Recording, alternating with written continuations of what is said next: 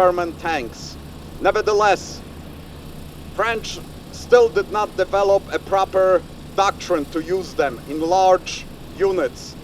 They were still in the process of forming their units. So their deployment also relied heavily on the reliance of their Maginot Line, heavily defended line of forts. Germans bypassed that heavily fortified line of Maginot Line, attacked Holland, Belgium, bypassing it. Now, this is our tribute to that campaign. We have another tankette, Renault UE, a French tankette. Now this is no longer a combat tankette. This is a gun tractor used also to resupply troops. It's towing a 25mm gun. Now look at the size of that gun. This puny little anti-tank gun, the Hotchkiss model 1934, was sufficient to beat early German tanks in 1940. We'll talk about that because those guns will get much bigger as the German tanks get bigger. Now following that is the 1937 Chevrolet, towing probably the most significant gun ever built.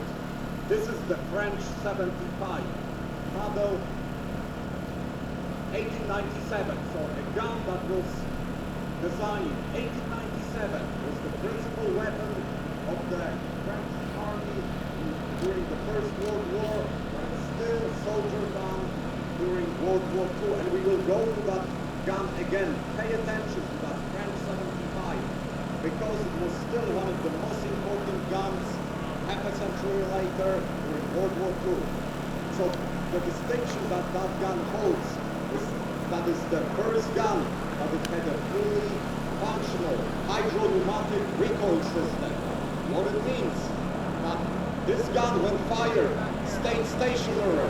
Only the barrel cycled back and forth, which means that any successive shots fired that gun landed exactly the same spot. The gun fired almost like a rifle, bolt-action rifle. Again, the most numerous vehicle, gun in the French army. Some of them were captured by Germans and still in a slightly redesigned configuration used on the Russian front way up until 1944. The little stock car that is sitting stationary out in the field is a Citroën traction used again by staff of the French army. That car has a distinction of being the first unibody, modern design car with front-wheel drive.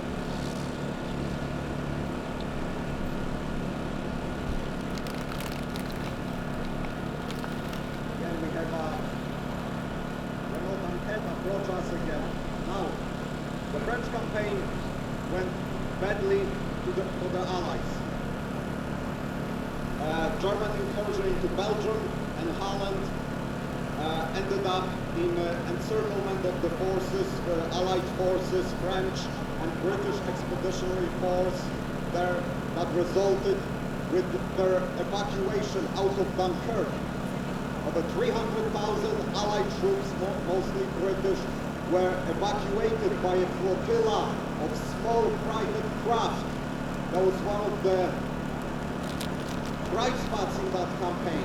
Nevertheless, the personnel that evacuated had to leave their heavy guns behind, their tanks behind, but they lived to fight again. We are experiencing some of the technical problems armies of those days. So this is for the realists. We planned it, but it's stuck in mud.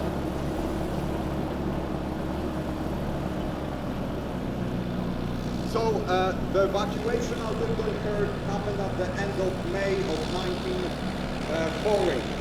The French campaign still continued for almost 4 weeks. Nevertheless, it was the defensive window of action which was waiting to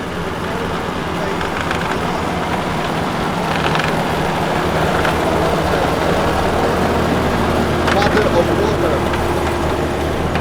called the English Channel. British still rules the seas. British Royal Navy is the mightiest navy in the world.